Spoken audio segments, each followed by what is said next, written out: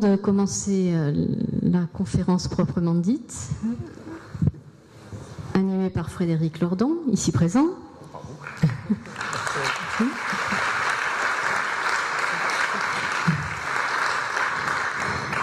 À qui je ne donne pas le micro pour l'instant. J'en ai pas eu souvent dans ma vie, alors je le garde. Je vous inviterai à couper vos portables,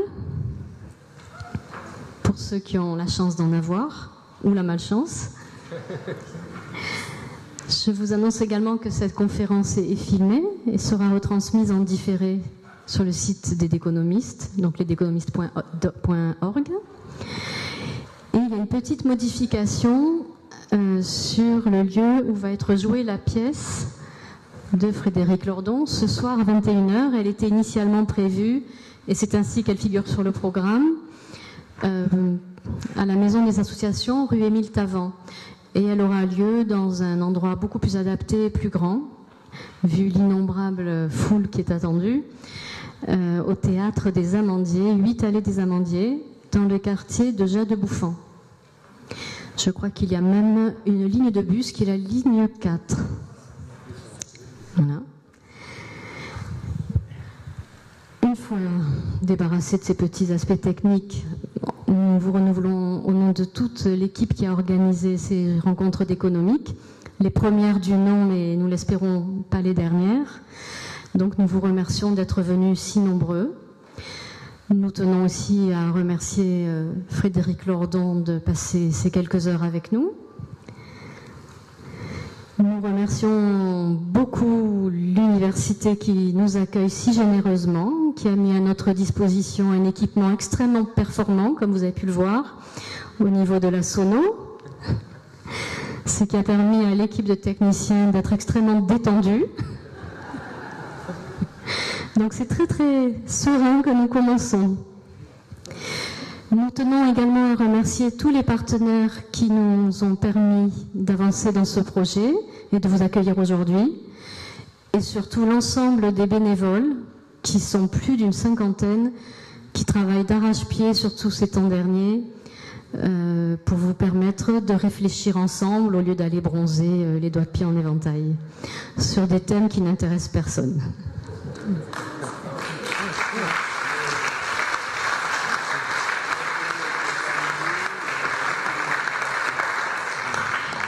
Frédéric Lordon est victime de son succès. Il y a eu des livres de lui qui étaient vendus à l'extérieur de la salle, mais je crois que si vous voulez encore en acheter un, il faut vraiment y aller très très vite. Tout à l'heure, il n'en restait plus que 3 ou 4. Voilà. Mais vous trouverez d'autres journaux, vous trouverez d'autres livres, d'autres auteurs sur des thèmes qui vous intéressent. Et puis, pour ne pas prendre la parole trop longtemps, je vous propose maintenant d'écouter Frédéric Lordon, qui m'a indiqué qu'il va parler un certain temps. Voilà. Voilà, très précis. J'ai proposé de faire une rapide présentation de son parcours, mais il dit qu'il a un certain parcours, donc c'est pareil. Bon, je vais quand même juste rappeler qu'il est directeur de recherche au CNRS, chercheur au Centre de sociologie européenne, et qu'il est surtout membre du collectif Les économistes atterrés, qui regroupe des économistes, des chercheurs, des universitaires qui ne se résignent pas, contrairement à nous tous, à la domination de l'orthodoxie néolibérale et qui se battent pour proposer une conception alternative de l'économie. Voilà. Il lui arrive également, quand il y pense, une fois de temps en temps, quand il a une idée, ça c'est très rare. Donc c'est pas ce qui lui permet de vivre apparemment. Donc il lui arrive de temps en temps de collaborer au journal Le Monde diplomatique. Après ce certain temps, que j'espère, dont je suis sûre qu'il va être le plus intéressant et le plus vivant possible, nous pourrons avoir un temps qui sera lui aussi certain, donc incertain, d'échange, où nous vous inviterons à proposer des interventions. Il y a des micros, normalement, j'espère, qui se promèneront dans la salle. Mais je vous rappellerai les modalités de cet échange quand M. Lordon aura terminé son intervention. Voilà. J'espère que vous allez passer un bon moment en sa compagnie. Et bienvenue sur nos lignes.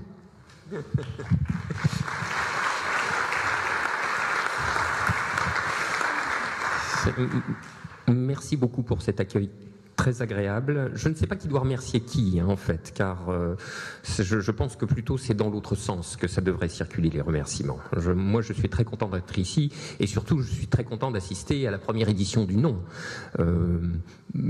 Écoutez, vous savez, les économistes ont rarement des prédictions réussies, mais il me semble que, normalement, les journées d'aide économique devraient connaître quelques suites, ne serait-ce que parce que c'est l'hommage que la vertu rend au vice, pour une fois, hein, c'est dans ce sens-là que ça marche. C'est quand même le cercle des économistes qui nous réunit tous ici. Hein. Et ma foi, je les vois bien s'accrocher à leur fromage encore un certain temps. Donc logiquement, nous devrions avoir quelques occasions de nous retrouver.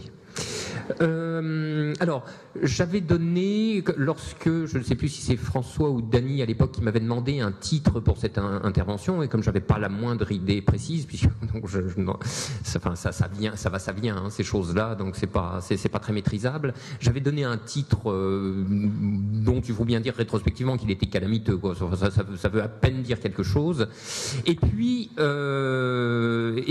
alors il s'agissait de parler de crise européenne, de choses assez standards.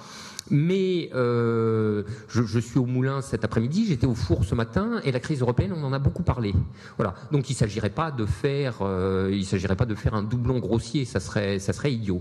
Et il se trouve que finalement le débat de ce matin a été productif, puisqu'il n'a pas manqué de faire naître une série de questions qui n'ont pas été véritablement traitées, et dont je trouve qu'elles pourraient utilement donner sa matière à notre session d'aujourd'hui. Bon, en particulier, il était question de l'impasse européenne, des éventuelles alternatives pour en sortir, et c'est Gérard Duménil en particulier qui n'a pas manqué de souligner que des idées alternatives, on n'en manquait pas. On n'en manquait pas, et finalement parcourant assez continuellement un spectre politique bien ouvert qui pouvait nous faire commencer au petit trot par des mesures quasiment social-démocrates, pour terminer alors au grand galop et avec un sérieux renversement des rapports sociaux de production capitaliste.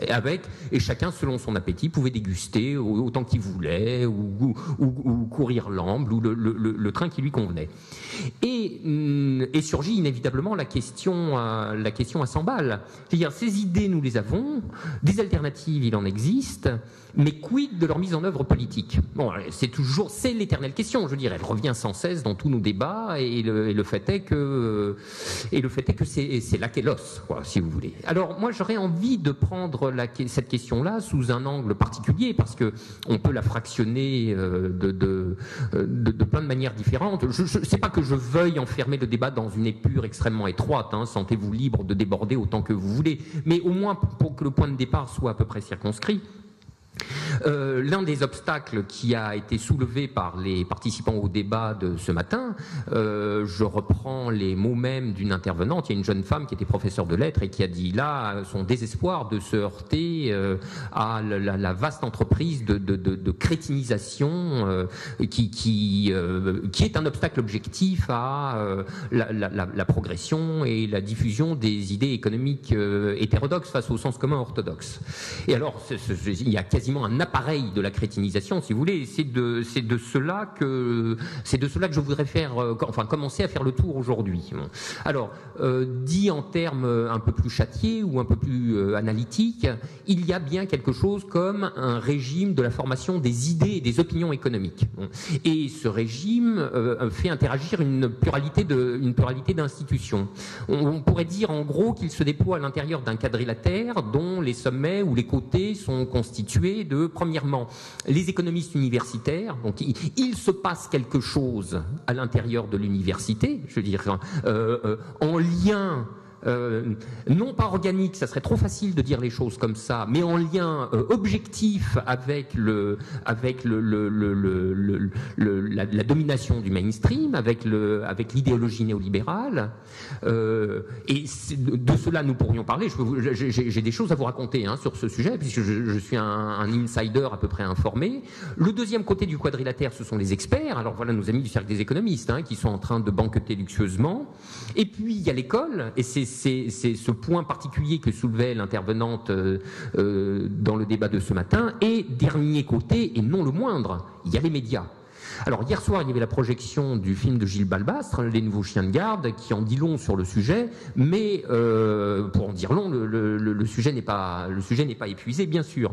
Donc c'est de cela que je vous propose de débattre. Alors le certain temps que je voulais passer va être très court, hein. Je vais bientôt m'arrêter, mais je voulais simplement rappeler à titre d'apéritif cette péripétie tout à fait succulente qui est échue au d'économique il y a, je ne sais pas, une semaine ou une dizaine de jours. Pour ceux qui ne le savent pas, figurez-vous que le cercle des économistes, le vrai, quoi, enfin, le beau, le bon, a eu vent de cette manifestation un peu iconoclaste qui nous réunit aujourd'hui. Et M. Pastré lui-même nous a fait une proposition de débat contradictoire. Ah, alors ça, c'était quand même, c'est quand même une sacrée information. Donc, on a mis ça dans l'alambic et on a laissé distiller gentiment. Et je dois vous dire que la tentation était grande de dire oui. Parce que se les castagner en direct, c'est quand même c'est un plaisir d'esthète. Vous comprenez? Et ça, je veux dire, on n'a pas des occasions sous la main comme ça tous les jours. Bon. Et après y avoir longuement réfléchi, à plusieurs, avec François, et puis avec des gens qui ne vous sont pas totalement inconnus, hein, Serge Halimi, Gilles Balbastre himself, Jean Gadret, qui en connaît un rayon en matière de cercle des économistes, etc. On s'est finalement rendu à l'idée que le refus poli, enfin si j'ose dire, était la meilleure option. Bon, et je vous en présente brièvement les raisons. Bon. La première, c'était que ces messieurs nous ont proprement ignorés pendant des décennies. Vous comprenez? Alors on n'allait pas non plus accourir à leur premier claquement de doigts. Bon, on a sa dignité et sa petite fierté mal placée. C'est comme ça. Voilà. On est humain. Hein, bon. La deuxième, c'est que si ces Troufignon nous proposent un débat de cette nature, après nous avoir ignorés si consciencieusement pendant si longtemps, c'est probablement qu'il n'y va pas seulement de leur redécouverte fraîche et sincère des vertus de la démocratie et du libre débat contradictoire. Il y avait comme une variable cachée. Je vous la révèle en toute primeur. La variable cachée, c'est qu'ils sont dans la mouise, mais et pas qu'un peu. Et alors là, l'idée que ça soit à nous de les en tirer, vraiment là, c'était encore plus difficile à avaler. C'était même là aussi un autre plaisir d'esthète qui permettait de faire oublier le premier, celui auquel nous renoncions, que de les y enfoncer un tout petit peu. Alors les raisons de cet embourbement malodorant, on va en parler tout à l'heure, hein, mais elles sont nombreuses, elles sont fleuries. Attendez, c'est vraiment du gratiné, je vous assure.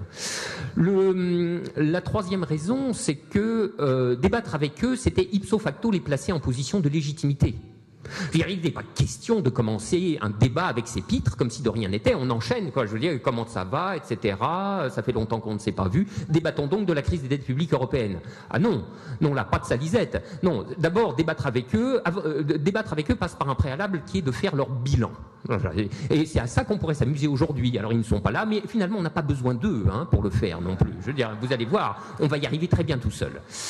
La dernière raison, qui me semble être la plus, qui est peut-être la plus convaincante, c'est que tous ces messieurs, dont je vous rappelle qu'ils sont des amis fervents et là aussi sincères de la concurrence libre et non distordue, règnent sur le monde de la diffusion des idées économiques par l'intermédiaire des médias sur un mode quasi monopolistique. Je veux dire, donc plus distordu que ça, la concurrence, c'est le Gosplan, vous voyez, bon. Donc là, il y avait quand même une petite incohérence qui nous déplaisait, et le fait que ces messieurs disposant déjà de toutes les tribunes, nous devions leur en offrir une supplémentaire, ça c'était vraiment trop. Donc là, on a dit voilà, basta comme ça, et finalement, on se passera de votre agréable et de votre urbaine présence. On va faire ça entre nous. Alors, pourquoi ces gens-là sont-ils dans la mouise? Eh bien, il y a un livre récent d'un journaliste qui s'appelle Laurent Mauduit qui a commencé à... Mais je commence à être très très long là. Oh oui, oh là là, oui. Si. Mais attendez, on va avoir l'occasion de reparler de tout ça. Non, je vous rends la parole. La question, si vous voulez, c'est qu'est-ce qui se passe dans les médias, qu'est-ce qui se passe entre les médias et les économistes, et certains économistes, et qu'est-ce qu'on peut faire avec ça. Voilà, ça serait ça le thème du débat. Si nous étions vraiment en démocratie, on pourrait vous demander si vous voulez qu'il continue ou qu'il s'arrête. Stop ou encore. C'est la première question qui coûte. Alors, avant de passer aux questions, juste une petite information. Comme vous vous en doutez, nous sommes très très très riches. Nous avons croulé sous les subventions. Et j'ai oublié de vous dire tout à l'heure, dans l'émotion du début, qu'à la sortie, vous pourrez éventuellement aller déposer quelques sous dans un ou plusieurs chapeaux. Je sais même pas, est-ce qu'on est assez riche pour avoir au moins 2 chapeaux? Oui. 1, 2 chapeaux. 3 chapeaux. Wow. Donc, si vous pouvez, si vous le souhaitez, si vous en avez envie, vous pouvez passer à la sortie. Et puis, voilà. Pour les questions, normalement... Oui. Vous le voulez de quelle couleur?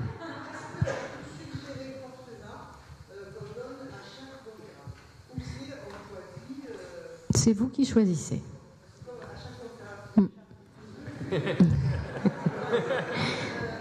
Nous sommes au moins riches en chapeaux. Non, bien sûr, vous faites ça librement. C'est un soutien global. Hein, vous faites à votre choix, soit 50 centimes partout, ou 2000 € tout de suite ici, librement. Voilà, c'est une très bonne question. Voilà. Ah, même dans la d'économie, il y a un taux de prélèvement obligatoire. Hein. Et ça sera taxé aussi. Pour les questions, voilà un Kamel qui porte le micro, je ne sais où. Donc ce que je vous remercie de faire par rapport à vos interventions, c'est de lever la main systématiquement pour qu'on puisse vous repérer. Et par souci d'équité et de respect, chaque personne interviendra dans l'ordre à laquelle elle a levé sa main. Et puis nous avons donc un délai imparti, puisqu'à 18h au plus tard, et éventuellement avant, si vous êtes fatigué avant, nous devons libérer la salle. Voilà. Donc j'espère que toutes les questions tiendront dans ce délai, sinon il faudra revenir l'année prochaine. Alors, qui commence? Oui. Levez la main de l'euro, s'il vous plaît. Ouais. Vous pouvez même vous lever si vous voulez poser votre question et que tout le monde puisse entendre plus clairement. Oui, c'est pas vraiment une question, c'est je crois comprendre le sentiment général de l'amphithéâtre. Tout le monde a envie d'entendre parler Frédéric Lordon. Et tout le monde est déçu qu'il se soit arrêté aussitôt.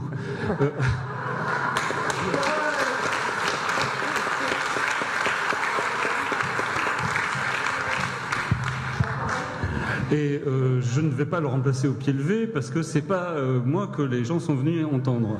Et donc je vais faire une question prétexte en fait, ou 2 questions prétextes. C'est ça que je vous demandais. Pour relancer la machine. Alors c'est pernicieux de sa part, c'est-à-dire que il joue la vedette narcissique en faisant le faux modeste pour susciter des rappels. C'est bien cela. Non, je joue pas le faux modeste, je joue le vrai feignant. C'est pas pareil. Alors allons-y, mes 2 questions prétextes. Donc, l'une m'est inspirée par une autre spectatrice. Je sais ce que c'est le contenu du bouquin de Laurent Mauduit. Il faudra décrire son parcours d'ailleurs, qui est intéressant. Hein. Alors, je dis, mais alors, c'est quoi le contenu du livre de Laurent Mauduit? Première question. Ah oui. Deuxième question. Moi, en tant qu'universitaire, ça m'intéresse particulièrement. Vous avez jeté des graines, on a envie de les voir prospérer, à propos du milieu universitaire des économistes. Voilà. Oui. Merci. Une question. On en prend combien? 3? Oui, par exemple. Allez, la deuxième. Madame? Bien, moi, je voulais intervenir pour un petit témoignage en introduction. C'est que ce matin, sur France Inter, pendant ma douche, j'ai entendu parler, je viens de Grenoble, j'ai entendu parler de ces réunions des économistes à Aix, donc j'ai prêté l'oreille. Et puis, un économiste a pris la parole et je n'ai pas réussi à suivre. Ça m'a échappé. Et j'étais en regret de ça. Et à la fin, la journaliste, qu'est-ce qu'elle a fait? Elle a dit « Nous vous remercions, blabla, je sais, monsieur Untel, du club des économistes. Génial. Voilà. Génial. Oui, pour revenir à la question initiale, c'est ici, à savoir le décalage entre la vox médiatique et la vox populi, il me semble qu'il y a un précédent historique, c'est celui du nom OTCE en 2005, qui a été manifeste là. Et je pense qu'on a un bon exemple de départ là. Oui. Bon, et mine de rien, il y a de quoi s'employer déjà, hein. Selon ma bonne habitude, je vais prendre les choses dans le désordre. France Inter, je serais presque tenté d'être, après les 2 informations que vous nous avez communiquées, d'être au total encore heureusement surpris.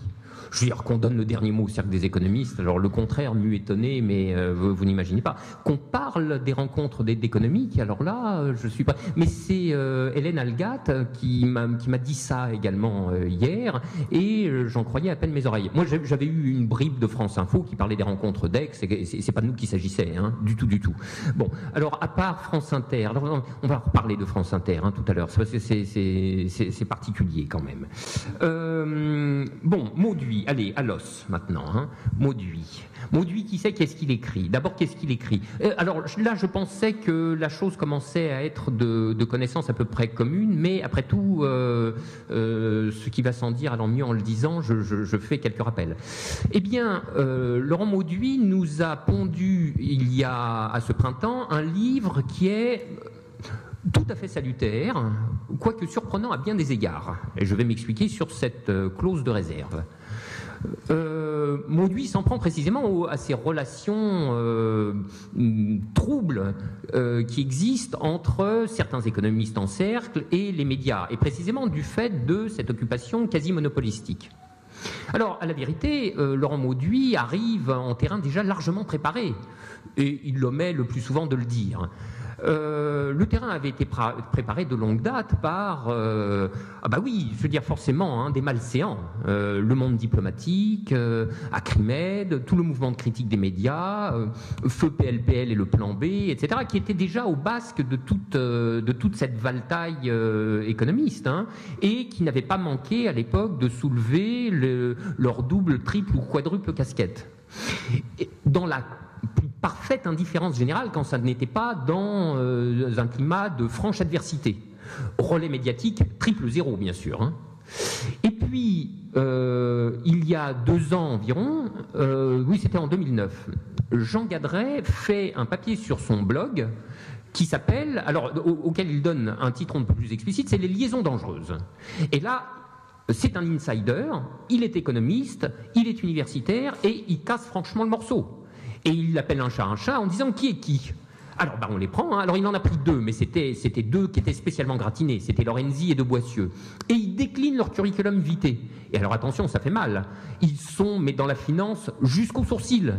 Et on se prend à penser, y aurait-il un lien de corrélation entre ces positions avantageuses et le discours que ces messieurs tiennent en permanence à propos de la finance? En tout cas qu'ils tenaient jusqu'à 2007 et même un petit peu après 2008-2009.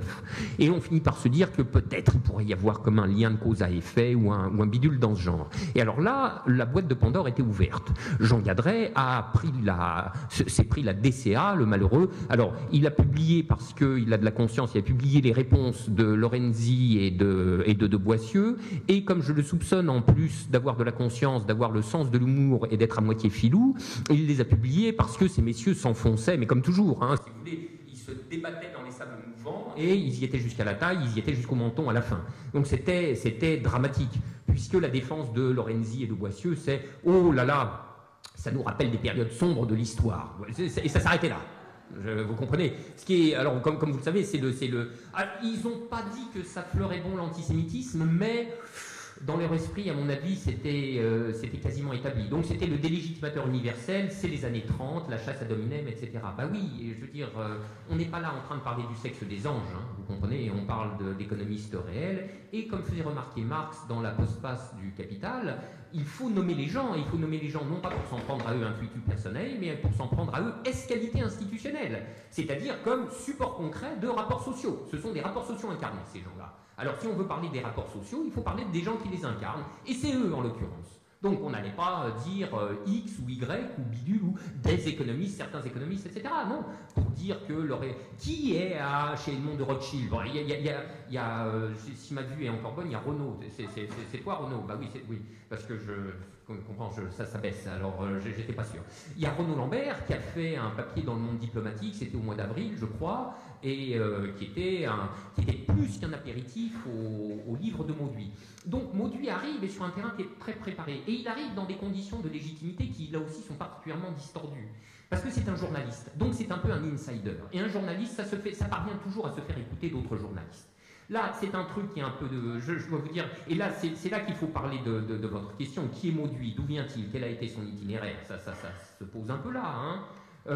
Parce que moi, il y a assez longtemps, hein, dans un texte qui avait été publié sur Internet, j'avais théorisé ma condition de cocu de l'histoire. Les défenseurs de la pensée critique sont voués à être les cocus de l'histoire. Pourquoi? Parce qu'ils soutiennent des thèses qui sont très à l'extérieur du cercle des opinions légitimes.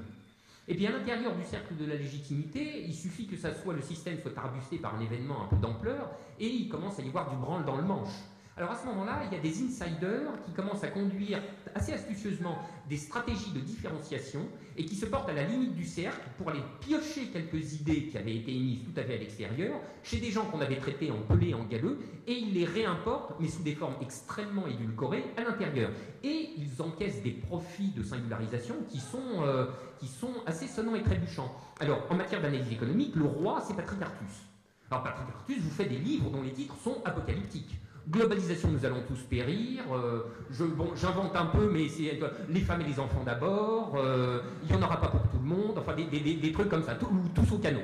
Bon, moyennant quoi, il y a une analyse que, lue à l'aveugle, vous feriez signer à l'aise par le conseil scientifique d'attaque. Et puis, il y a le dernier chapitre, conclusion, les solutions. Et là, prout, un pet de lapin, et même pas, de mulot. Enfin, c'est vraiment un truc, et on en appelle à la responsabilité, à la vertu.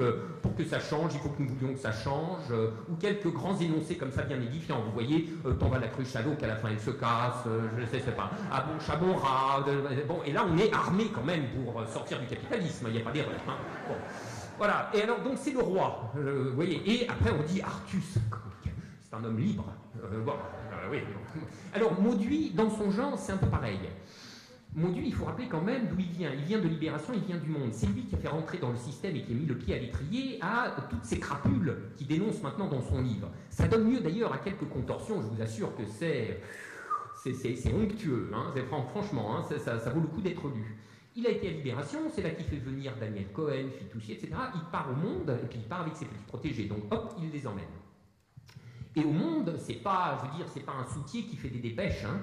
Au Monde, il est rapidement chef du service économique, et puis il est rédacteur en chef adjoint, ou directeur adjoint de la rédaction, je ne sais plus comment on dit, et puis il devient éditorialiste. Et ceci à partir du fin des années 90, début des années 2000. Donc, Mauduit si vous voulez, maintenant Mauduit se présente comme le commentateur extérieur dont il a été un acteur intérieur, et des plus notoires. Je veux dire, c'est pas n'importe quoi, c'est pas n'importe qui. C'était le navire amiral de la conversion de la gauche, je veux dire de la fausse gauche, je veux dire de la gauche de droite, au social-libéralisme, je veux dire de la fraction modérée de la droite, quoi. Bon. Voilà, alors, la ligne libérale du Monde, alors, je suis tenté de dire que c'est lui, même s'il fait tout ce qu'il peut pour passer entre les gouttes, parce qu'au nom d'une saine application du principe de responsabilité. Il était chef, normalement il doit endosser ce qui s'est fait sous sa chefature, vous comprenez? Ou alors le mot n'a plus de sens. Bon. Le phrasé subtil et aérien du Monde contre les partisans du non au TCE, je veux dire, il en a été un coacteur. Bon. Et j'en passe et des meilleurs. Bon.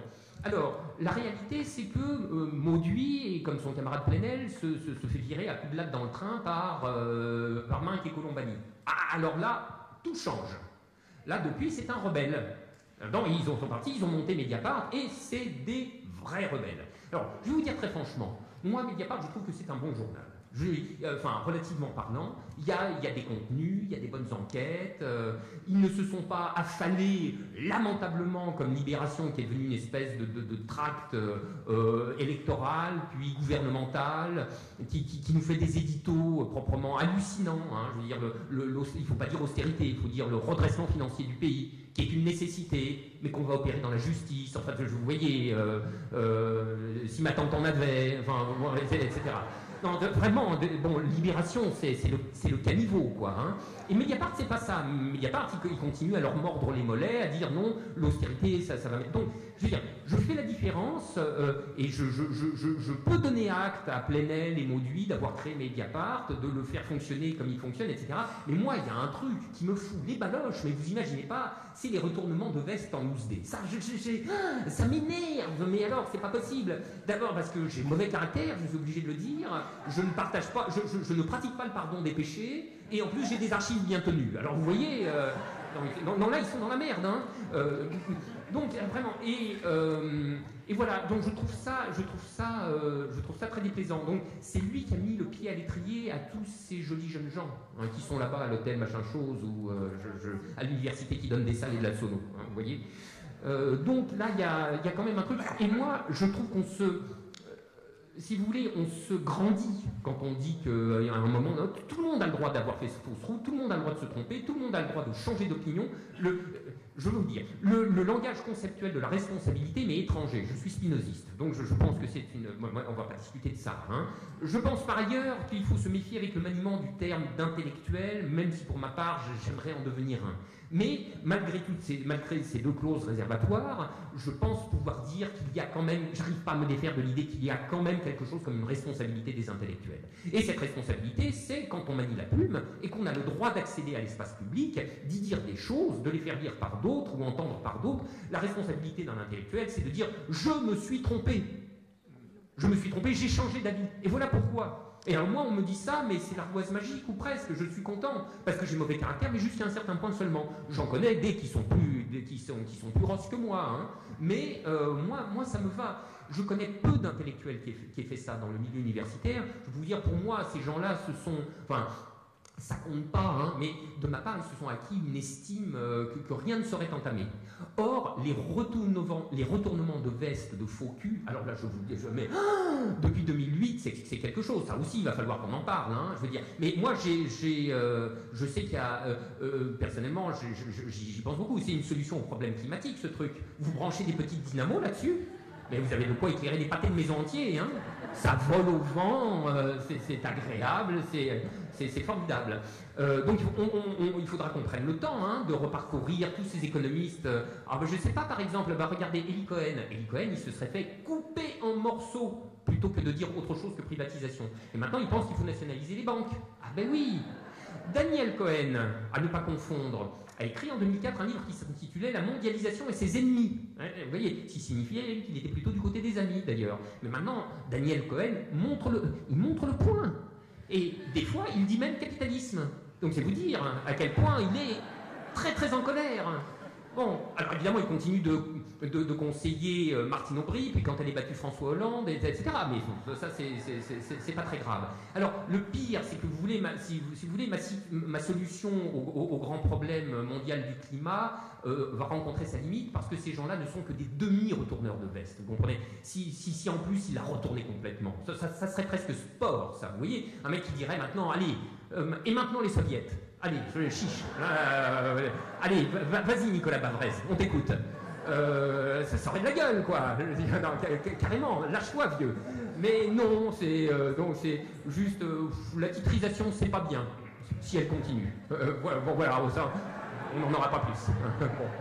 Bon. Donc ces gens-là commencent à me remplir les bottes, si vous saviez. Mais alors, vraiment, hein, ça commence à bien faire. Et donc, alors, le livre est finalement, voilà, si on passe par-dessus tout ça, le livre est un apport réel parce que, par les lois de cette économie générale de la légitimité que j'esquissais à l'instant, Mauduit, qui était un insider, ou qui l'est toujours d'ailleurs, a une parole qui est bien davantage reçue que lorsque ce sont les mal élevés du monde diplomatique, du plan B, ou même Jean Gadret, fut-il universitaire, ou moi qui le disent. Vous comprenez? C'est ça. Alors c'est ça, voilà. Donc Jean Gadret entre ici, dans la maison des cocus de l'histoire. Donc c'est fait.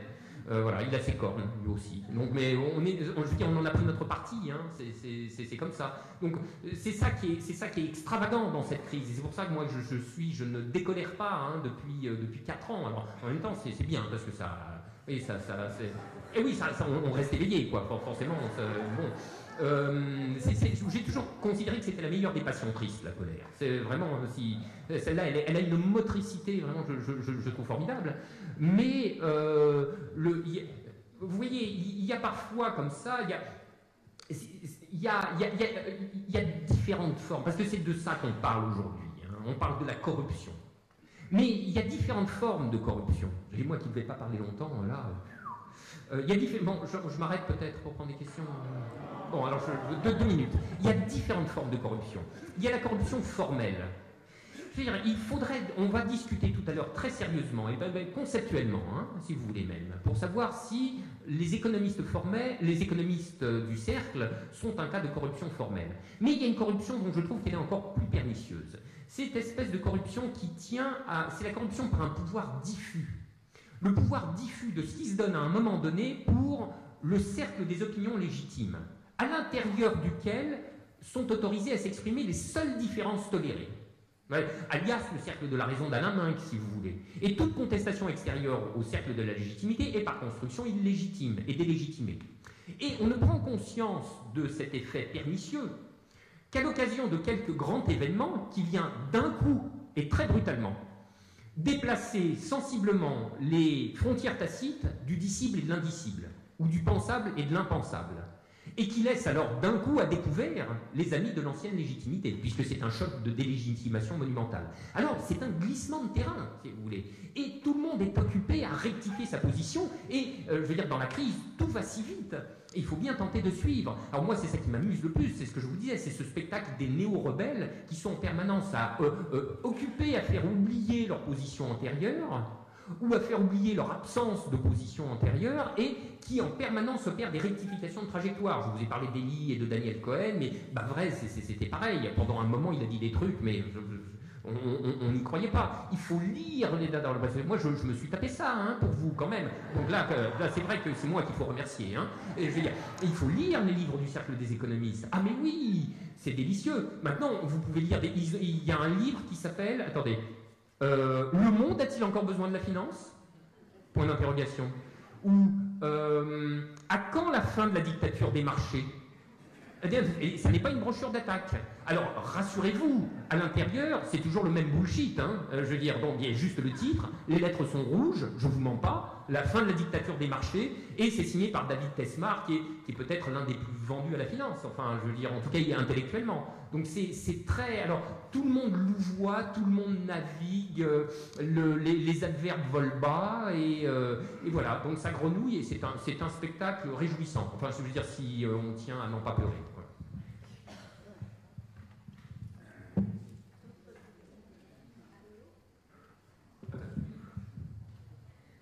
D'autres interventions pendant que M. Lordon boit un coup et se repose un petit peu? Oh. Oui. On en prend 3.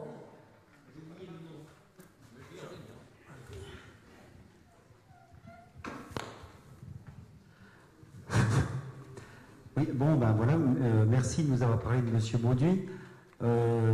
Est-ce qu'on pourrait avoir peut-être des solutions des économistes hétérodoxes maintenant?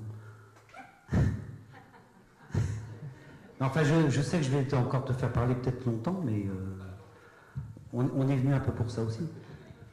Voilà, on va noter cette question, ou cette remarque. Encore d'autres questions? D'autres interventions? Oui, ici. La première dame et la deuxième à côté. Moi, monsieur, pardon. C'est une question de béotien. J'ai une formation d'ingénieur. J'ai enseigné la chimie à l'université. Et Mon problème, c'est cette foule de gens qui sont à Bac+, et au-delà, et qui sont restés dans une ignorance des choses économiques pendant toutes leurs études. Et ceux-là, lorsqu'ils ils attrapent un peu le virus social, ils se regardent en se rasant le matin et ils disent comme je connais rien à l'économie.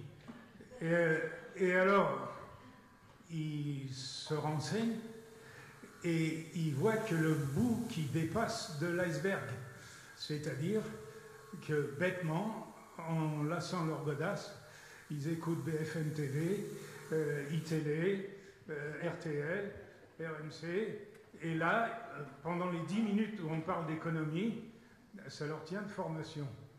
Et moi je pense que quand on est cocu, on va jusqu'à revolveriser l'amant. Donc il va falloir penser à la méthode.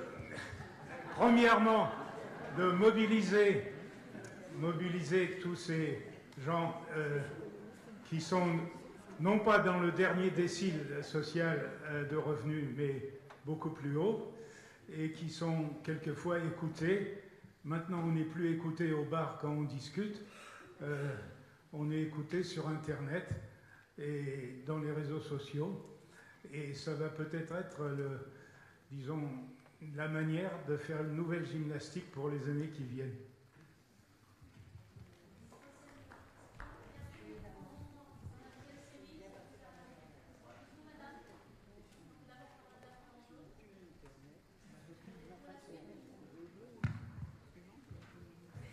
Bonjour. Juste, j'aurais voulu savoir par curiosité, par rapport à la crise de 29, où j'imagine qu'il y avait déjà un positionnement ou des analyses d'économistes qui étaient faites, est-ce que l'analyse était unique ou il y avait déjà un mouvement qui pensait, qui disait autre chose?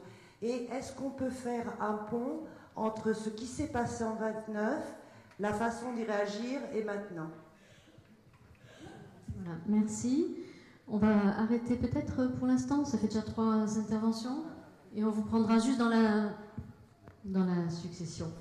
Alors écoutez, cher monsieur, je pensais, mais vraiment, quelle impudence, je pensais être radical, je suis un mou du genou.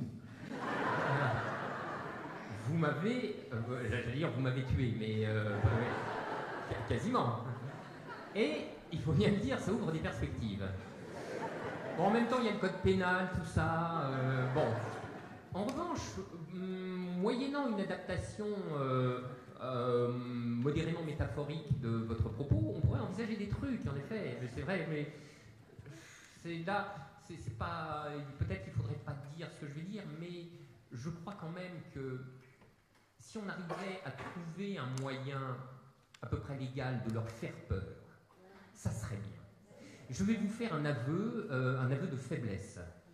Je me suis retrouvé il n'y a pas longtemps dans la queue du cinéma pour aller voir Le Grand Soir. Je ne sais pas si vous l'avez vu, sinon je vous le conseille, hein, c'est vraiment un bon film. Et devinez qui j'avais derrière moi.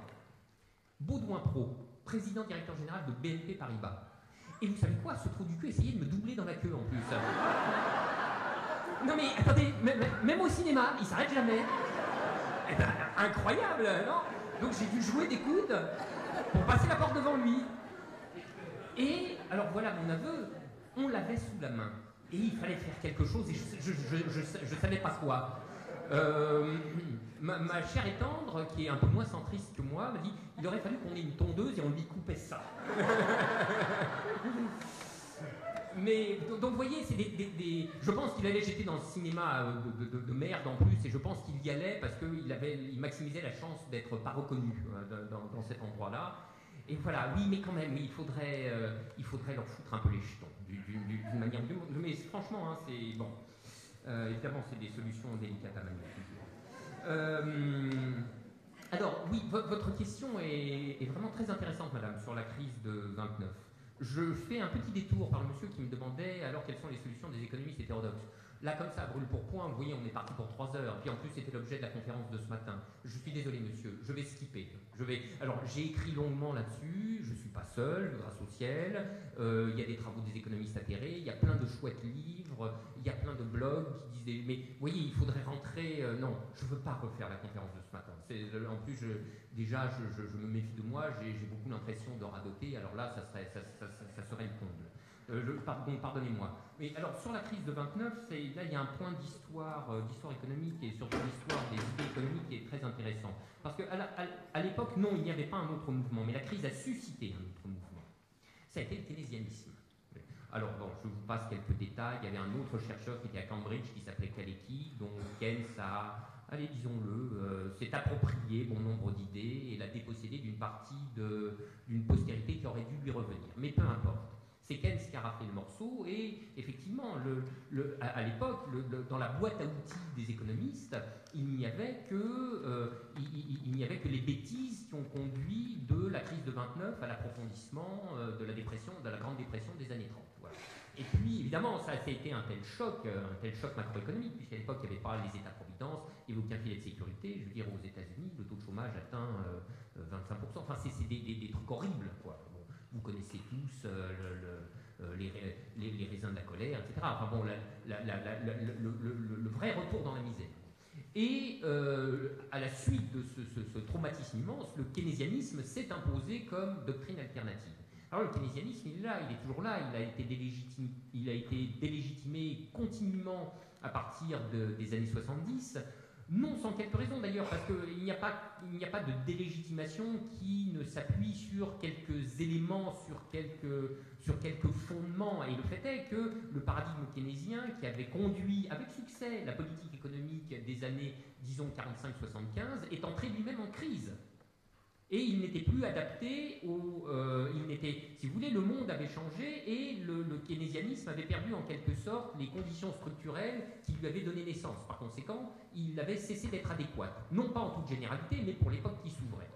Et je veux dire, ça n'exclut pas du tout qu'il y ait des circonstances, des conjonctures, c'est le cas typiquement actuellement dans lequel le keynésianisme est une réponse. Évidemment pas la seule réponse, puisque le keynésianisme, si vous voulez, c'est une vue qui est limitée à la politique économique immédiate. C'est pas ça qui met en cause les structures fondamentales du régime d'accumulation capitaliste dans lequel nous vivons. Mais tout de même. Alors, qu'est-ce qui fait que ce keynésianisme ait tant de mal à être revitalisé alors qu'il est déjà là? Il suffit pour ainsi dire, il suffit de le sortir des cartons. C'est que entre-temps, la théorie néoclassique, qui est en quelque sorte le fer de lance dans la théorie de l'idéologie libérale, alors c'est un peu inexact ce que je dis, mais c'est vrai à un tel degré qu'on va s'en tenir à cette proposition. La branche universitaire, si vous voulez, de la pensée néolibérale a connu des développements absolument colossaux et surtout des incrustations institutionnelles tellement profondes qu'on n'arrivera pas à s'en débarrasser avant une décennie au minimum. Si vous voulez, normalement, pour la théorie néoclassique, la crise qui s'est produite là est un choc monumental. Alors malheureusement, j'ai peur que ce ne soit pas les hétérodoxies qui soient les bonnes candidates à être théorie de remplacement. C'est l'orthodoxie qui va se renouveler par quelques transformations internes qui lui permettront de se relancer, etc. Et je pourrais vous en dire non là-dessus, parce que là, c'est un de mes sujets de recherche, et malheureusement, on restera gros gens comme devant, j'en ai très peur. Donc c'est ça qui est la différence entre les deux époques. C'est les outils intellectuels sont là, mais la pensée libérale, dans sa branche théorique, a réalisé des gains institutionnels si considérables qu'on n'arrive plus à la désincruster. Et ça, c'est dramatique. Alors, c'est là qu'il faudrait revenir sur ce qui se passe dans l'université, par exemple.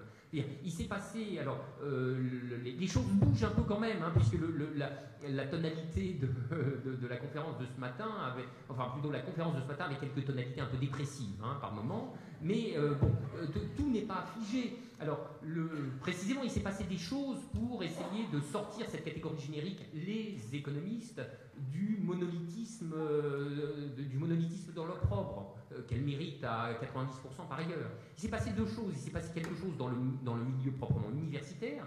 Les économistes hétérodoxes, qui pourtant alors étaient plus divisés que les Gaulois, se sont réunis pour former une association professionnelle dissidente. Il y avait une association officielle des économistes qui s'appelait l'AFSE, Association française de sciences économiques, et des hétérodoxes ont créé une association qui s'appelle l'AFEP, Association française d'économie politique, où par parenthèse vous retrouvez cet avertissement de Foucault que lorsqu'une discipline se donne tel ou tel nom, c'est un événement épistémologique de première grandeur. Selon que vous appelez votre savoir science économique ou que vous l'appelez économie politique, je vous assure qu'il s'ensuit des conséquences qui sont radicalement différentes. Bon, alors ça cette association dissidente a 2 ans et demi d'existence, elle grossit, elle forcit, elle va bien merci, elle tient son congrès. Moi je suis intervenu à ce congrès de la FEP jeudi, juste le temps de partir pour Aix le lendemain, et le congrès dure encore aujourd'hui. Donc, et il est international, il y a 600 économistes venus de partout dans le monde, etc. Donc ça commence à bouger, et la FEP se bat pour la restauration du pluralisme dans les institutions de la science. Pluralisme qui a été foulé au pied à un degré dont vous n'avez pas idée. Je veux dire, il n'y a plus un professeur agrégé hétérodoxe qui passe l'agrégation qui soit hétérodoxe. Je suis probablement le dernier directeur de recherche au CNRS à être hétérodoxe. Le dernier à être passé directeur de recherche. Il n'y a plus un jeune, ou très très peu, recruté hétérodoxe dans les universités ou dans le CNRS. Et vous voyez comment on organise l'attrition démographique.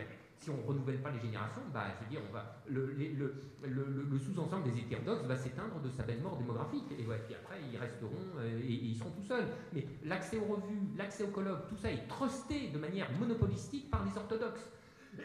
Et c'est de cette manière, évidemment, que nous n'arrivons pas à faire valoir des travaux qui sont 1000 fois plus intéressants que les leurs. Moi, je n'ai aucun problème à le dire, etc., etc. Et puis, par ailleurs, les économistes ont créé également, dans le plan, non pas de la théorie pure, mais dans le plan du débat de politique économique, d'économie appliquée, ils ont créé des économistes atterrés. Alors ça aussi, c'est autre chose. Vous voyez, mais ça compte. C'est une voix qui dit non. Tous les économistes ne cautionnent pas toutes ces conneries. Il y en a d'autres qui ne pensent pas pareil.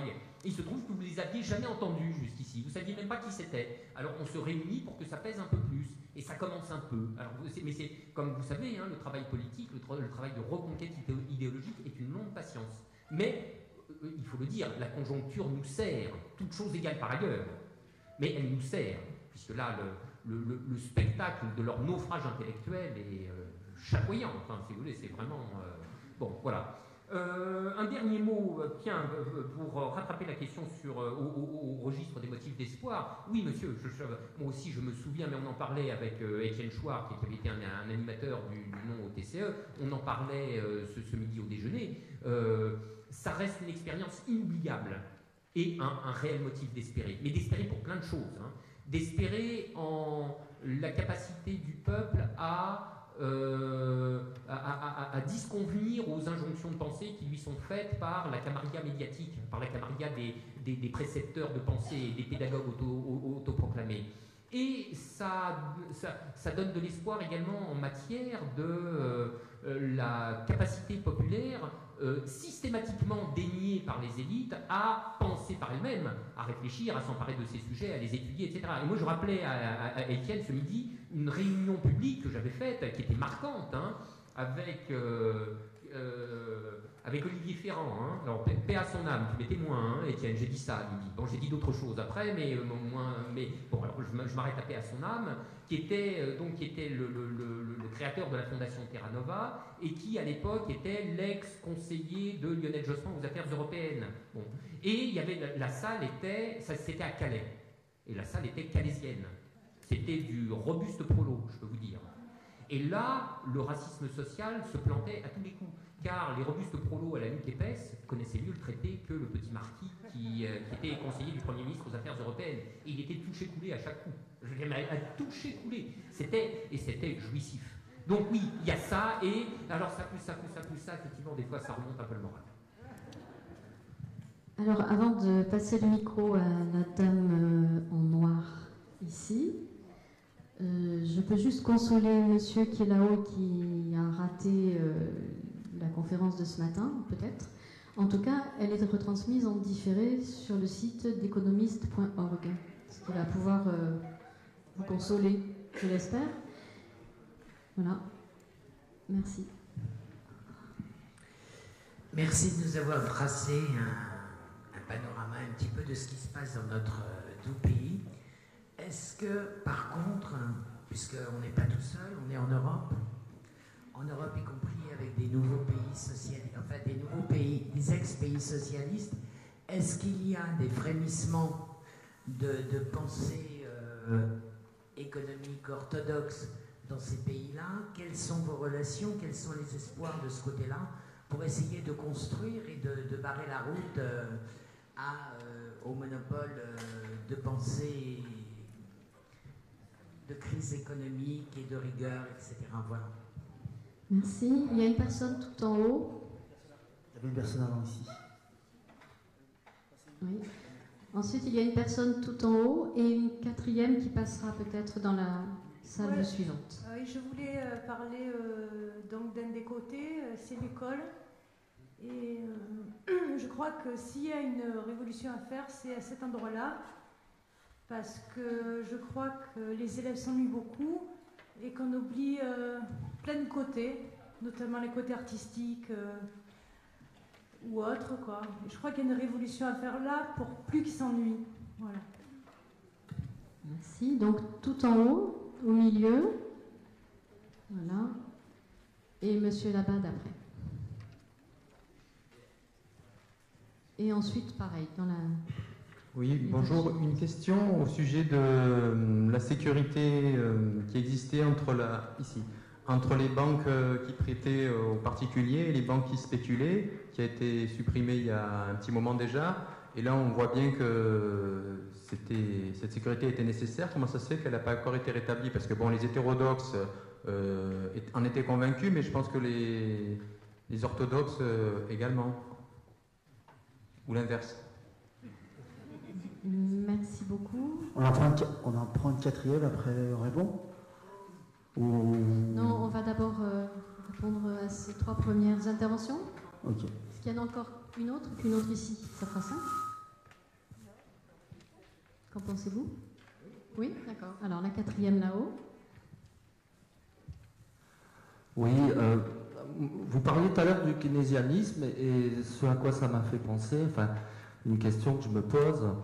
À l'époque, quand même, vous parliez tout à l'heure de faire peur aux économistes hétérodoxes, mais il me semble qu'il y avait un vrai projet politique qui faisait peur au capital, surtout. Et je pense au communisme, les idées marxistes. Et la question que je me pose, c'est justement... comment je pourrais dire ça? La question que je me pose, c'est que justement, ne se sentant pas en danger, on continue le même système. En tout cas, les forces capitalistes, elles ont envie de continuer le même système, puisque c'est comme ça qu'elles gagnent du fric.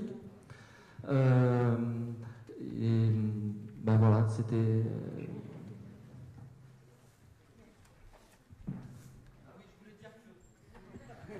Non, je voulais juste appuyer ma réflexion sur le fait que quand même, suite à 29, il y a eu la mise en œuvre des idées keynésianisme et que quand même aux États-Unis, après, il y a eu la chasse aux sorcières, la chasse aux communistes. Donc on a terminé le travail, quoi. On a quelque part, on peut penser qu'on a continué à sauver le capitalisme en enlevant les têtes pensantes.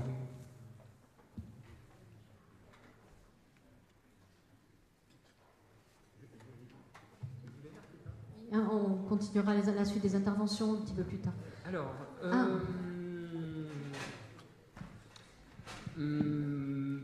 Madame, sur les ex-pays socialistes qui sont maintenant intégrés dans l'Union européenne, j'ai peur de ne pas avoir de bonnes nouvelles à vous annoncer. Malheureusement, et on peut le comprendre, c'est lorsque, dans ces pays, lorsqu'on dit le mot État, ils sortent en revolver, quoi. Vous voyez, parce qu'ils ça a été trop. Donc, ce sont les plus fervents amis du marché, en moyenne. Donc, les mouvements, il se trouve que je connais mal ces pays, mais j'étais allé, j'ai fait plusieurs passages en Russie, où le paysage des sciences sociales est littéralement dévasté, mais dévasté. Dieu sait que le marxisme est une pensée intéressante, mais le marxisme transformé en doctrine officielle sur le mode stalinien obligatoire, je vous assure que ça a été une catastrophe de pensée absolue. Donc toutes les sciences sociales sont à reconstruire, elles se reconstruisent dans un chaos total. Maintenant, les économistes sont d'anciens rocket scientists, c'est des gens qui faisaient ils travaillent dans l'astronautique, ils faisaient des fusées, ils se reconvertissent économistes, c'est Elsa Popin, hein, je vous assure, ça déchire. Et donc c'est pas sur eux qu'il faut compter avant un moment. Et j'ai eu l'occasion de faire un petit tour et d'essayer d'attraper autant d'informations que je pouvais à Budapest. J'ai rencontré des gens, des députés de l'équivalent local du Front de gauche, et les pauvres sont atrocement minoritaires. Notez bien qu'ils sont quand même à l'Assemblée, ils sont je ne sais pas combien, ça doit se compter sur une poignée de main, quoi. Mais voilà, donc c'est pas de ce côté que viendra le salut du tout. Et vous avez vu, les 3 pays baltes font assaut d'orthodoxie. Mais alors, c'est les meilleurs élèves de la classe. Ils s'imposent ce qu'on appelle des dévaluations internes, c'est-à-dire des désinflations compétitives, des déflations salariales monumentales. Et alors, tout va bien. Hein. Donc, il y a d'ailleurs, il doit y avoir là aussi, il doit y avoir une variable cachée, mais comme je ne connais pas bien, ces économies-là, je vais me garder d'en parler. Oui, monsieur, oui, l'URSS faisait peur au capital. Ça, c'est très vrai. La chute du mur c'est un événement considérable dans la libération des élans de puissance capitalistes. Il faut porter sur le monde social un regard qui emprunte au rude réalisme politique de Spinoza. Le monde n'est que pôle de puissance en train de se rencontrer, parfois de s'associer et le plus souvent de lutter. Et dans cette affaire, les petits poissons sont mangés par les gros. Bon. Et il y avait un gros poisson de l'autre côté du mur qui faisait peur aux gros poissons capitalistes. Et le gros poisson de l'autre côté est mort. Alors les élans de puissance ont été libérés sur le mode de la plus frénétique illimitation. Ce dont témoigne d'ailleurs très concrètement, hein, je veux dire, l'explosion des gains financiers, des plus riches, de leur fortune, le creusement abyssal des inégalités, etc., etc. Je veux dire, bon, voilà. Donc, mais il n'y a plus ça. Donc, et en effet, ils ont moins peur. Ça c'est bien vrai. Et quand on a moins peur et qu'on est un dominant, alors on se déboutonne. Et c'est ce qui s'est produit. Sur l'ennui à l'école, m'étant beaucoup ennuyé à l'école, on pourrait penser que je peux en parler, mais non, puisque je suis ennuyé du côté élève, donc j'ai pas de science spéciale à vous transmettre, mais c'est sûrement une question très très importante. La seule chose que je peux dire, et alors là que je consens à redire par rapport à ce matin, c'est que toujours dans ce quadrilatère de la formation et de la diffusion des idées et des opinions économiques, quand je mentionnais l'école, je pensais à ce qu'on est en train de faire subir aux professeurs de SES, de sciences économiques et sociales, hein, au lycée, avec des révisions de programmes qui sont pilotées par des comités où siègent les économistes les plus orthodoxes, des patrons de banque, donc c'est abominable, c'est abominable. Donc ces cours étaient encore à peu près équilibrés, il y avait des enseignements de sociologie critique et qui compensaient ou qui s'articulaient plus exactement avec les enseignements d'économie et qui faisaient un tout intellectuellement à peu près harmonieux, et c'est ça qu'on est en train de briser. Et maintenant on va faire réfléchir nos chères têtes blondes sur le modèle du consommateur. Je dois choisir entre le forfait Orange, le forfait Free, je maximise, machin, etc. Donc je vous jure que ça va être là aussi, hein. Et vous voyez, c'est toujours pareil, c'est des trucs qui vont, c'est des trucs à mèche lente, hein, tout ça.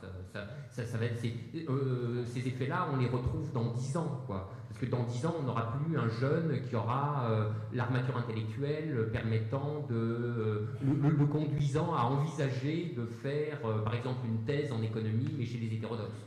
Et il aura été brainwashé dès l'âge tendre, et ça sera fini. Alors, sur la séparation du retail, de la banque commerciale et de la banque d'investissement, la question est un petit peu incongrue là, dans la séance, mais après tout, pourquoi pas. Alors, est-ce que cette question fait l'unanimité chez les économistes? Alors, c'est les économistes hétérodoxes qui la soutiennent. Il faudrait revenir en détail sur cette histoire. À la suite de la crise des années, de la crise de 29 et de la crise des années 30, les États-Unis avaient passé une loi qui s'appelle le Glass-Steagall Act, qui séparait hermétiquement banque commerciale et banque d'investissement, c'est-à-dire banque de marché.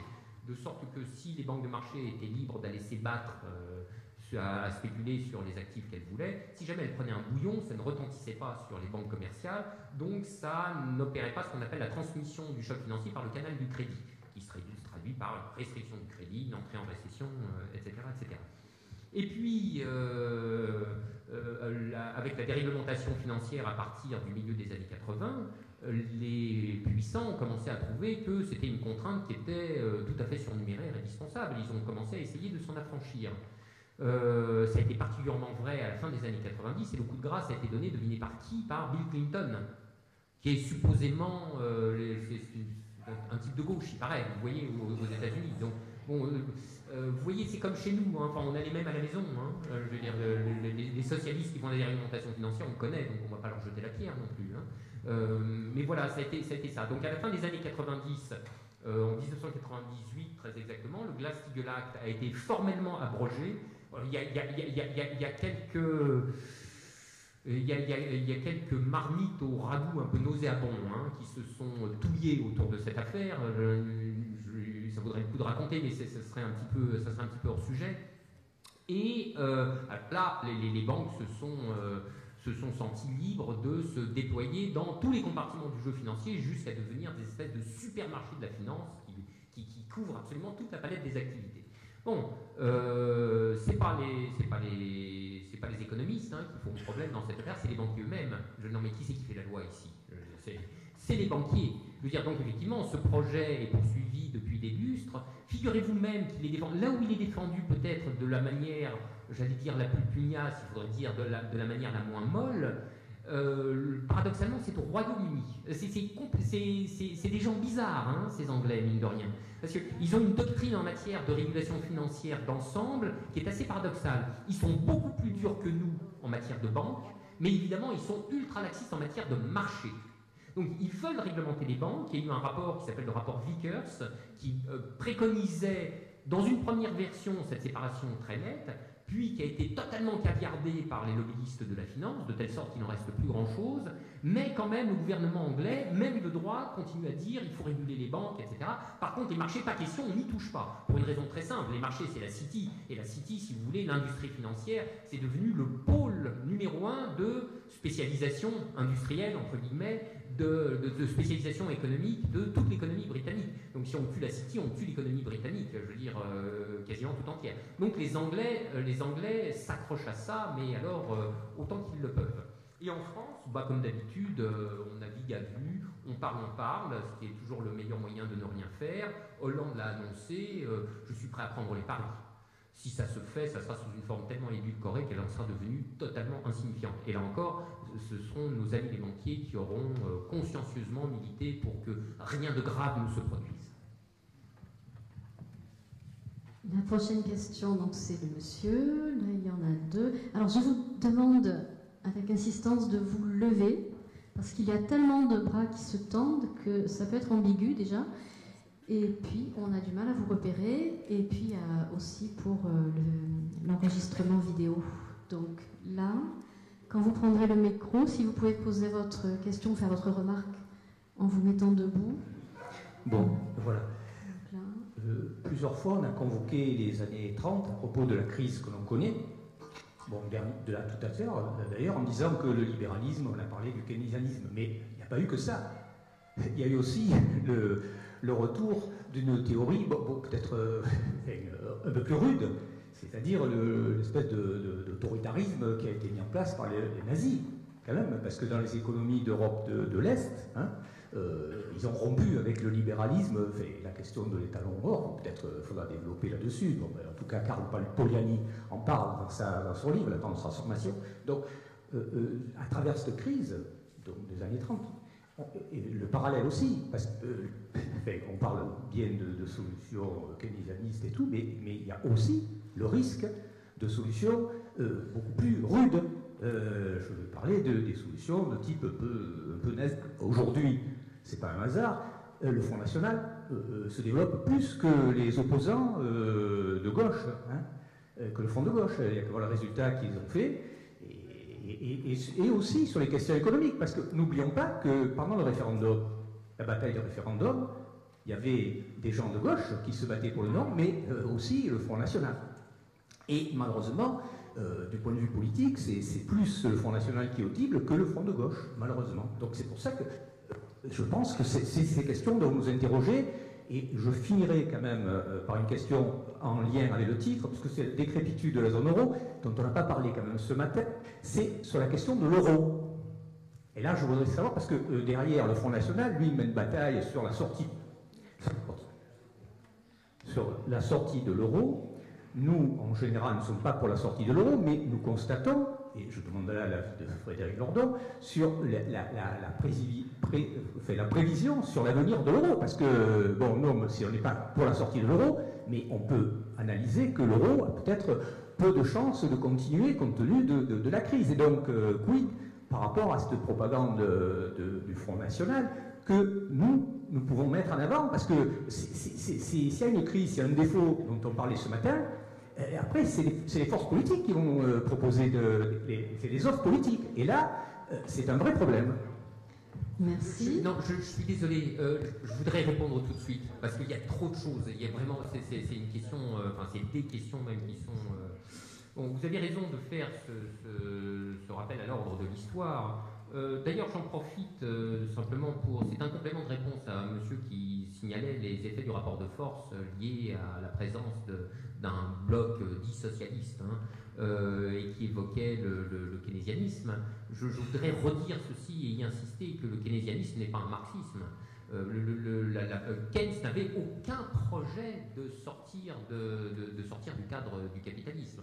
Donc, vous voyez, c'est un certain type de solution que le keynésianisme propose, et pour ce qui me concerne en tout cas, je ne voudrais à aucun moment laisser entendre que si on pouvait agencer une solution keynésienne au problème actuel, ça serait une solution complète et satisfaisante. À mon avis, les enjeux, mais ça c'était aussi tout l'objet de la discussion de ce matin, les enjeux qui sont posés par la crise présente, dont la crise de la dette n'est que l'épiphénomène le plus superficiel, ces enjeux sont extrêmement profonds et appellent des réponses qui sont du même ordre, c'est-à-dire des réponses structurelles, problématiques auxquelles le keynésianisme ne s'est jamais véritablement intéressé.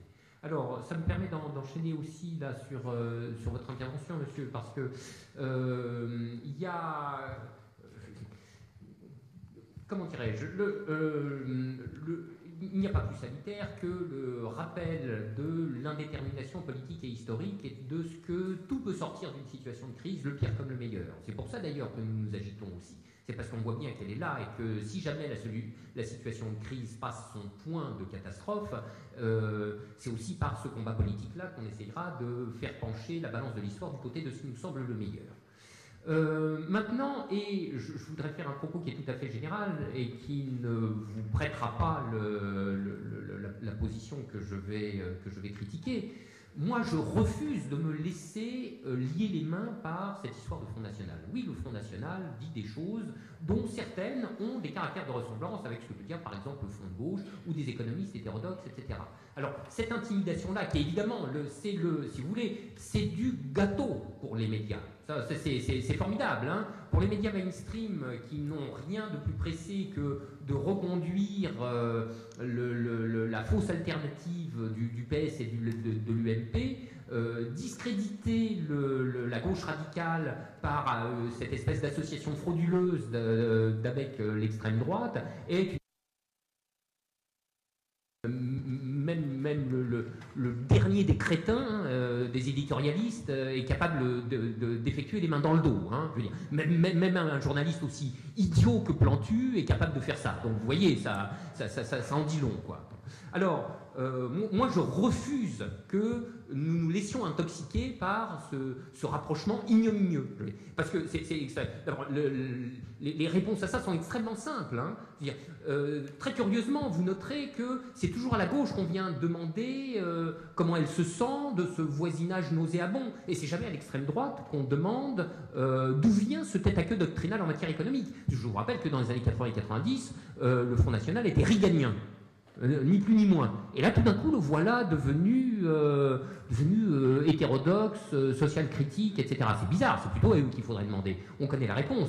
La réponse, c'est qu'il y a eu une analyse extrêmement fine et habile faite par la direction du Front National, et que comme ce sont des opportunistes de première, ils font ventre de tout.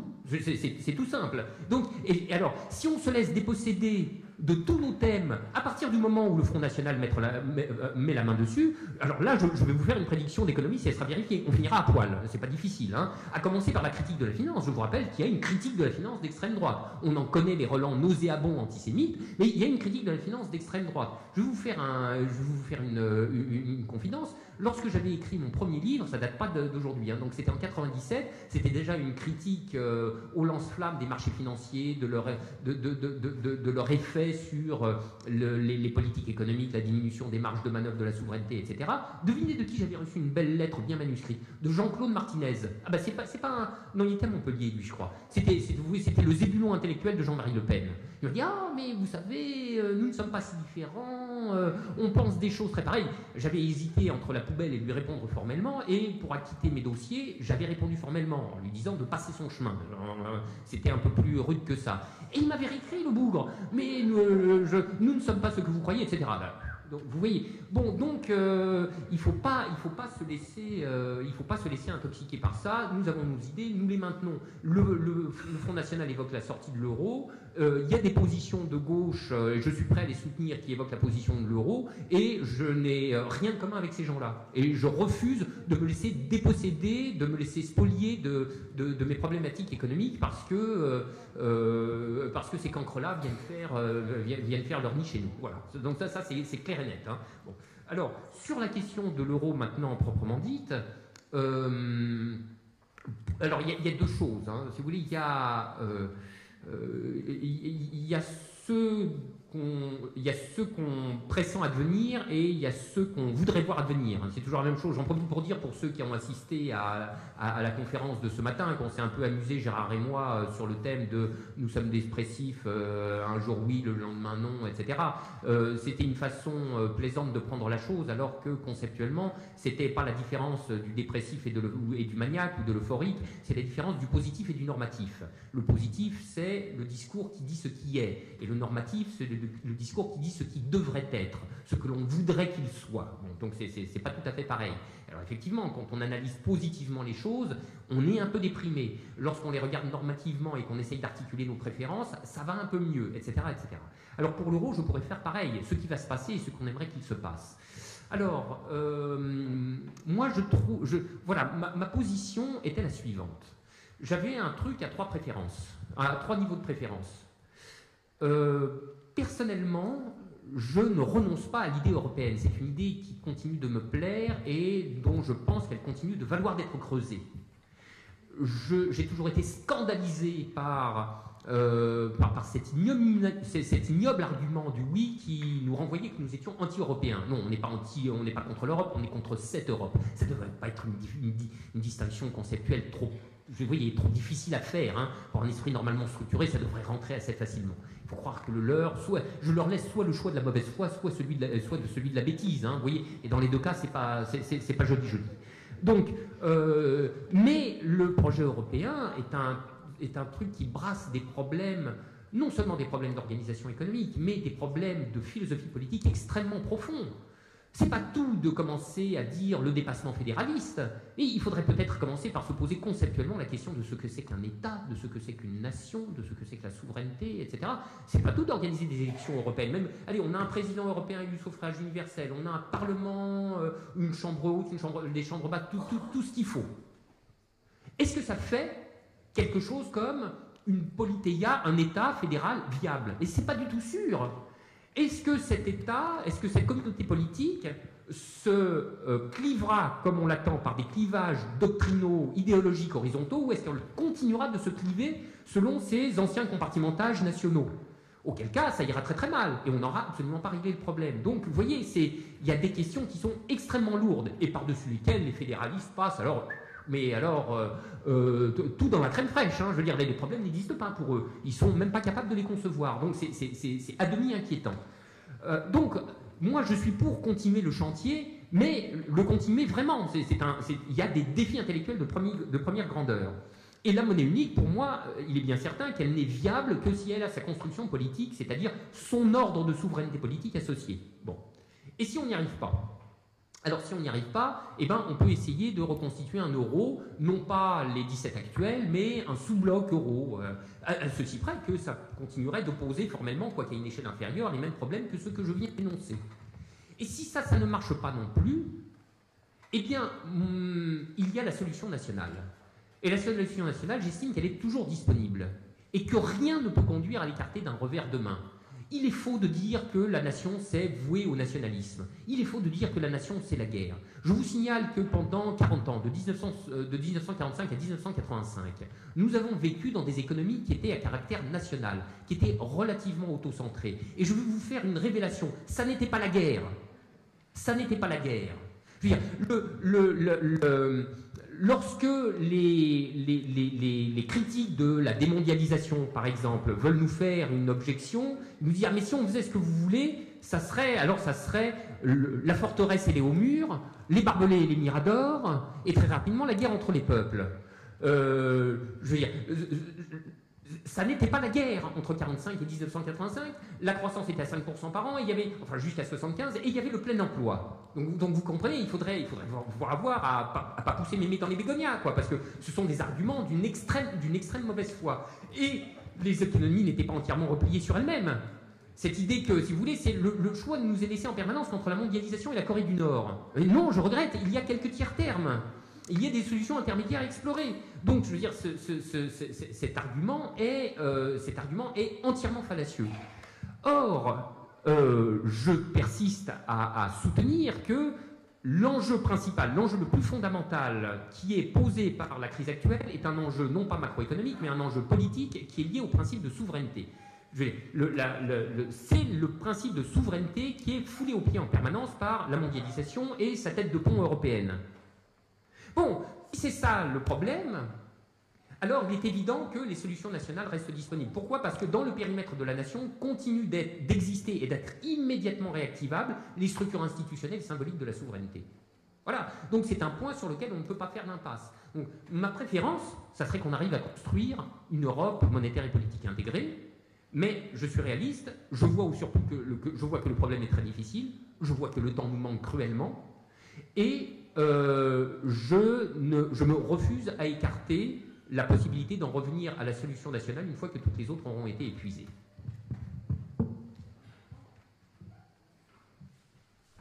Avant de prendre l'intervention suivante, alors moi j'avais noté qu'il y avait quelqu'un par ici. Moi, j'ai l'impression que monsieur a levé la main lorsque, peut-être il y a longtemps, mais c'est pas ça, mais lorsque je sentais le désaccord, ou en tout cas une envie de remarque sur la question nation, souveraineté, etc., etc. Ça serait peut-être pas mal dans le... Avant de faire parler qui que ce soit, il faut juste que je prévienne tout le monde qu'il nous reste à peu près 20 minutes. Donc je ne suis pas sûre qu'on pourra développer et répondre à toutes les questions et toutes les interventions, toutes les remarques. Nous en sommes désolés d'avance, vous repartirez frustrés peut-être, je l'espère, puisque la frustration génère le désir, le moteur et la volonté, etc., d'aller plus loin. Monsieur Lordon, vous souhaitez répondre d'abord à la personne qui avait l'air... Vous voulez bien vous lever, là-bas au fond? Et ensuite, juste avant que vous posiez votre question, pour ne pas perdre le fil des autres interventions à venir, donc il y a quelqu'un ici, là... Là, à mon avis, ça ne va pas le faire. Ou alors vous faites un tarif de groupe.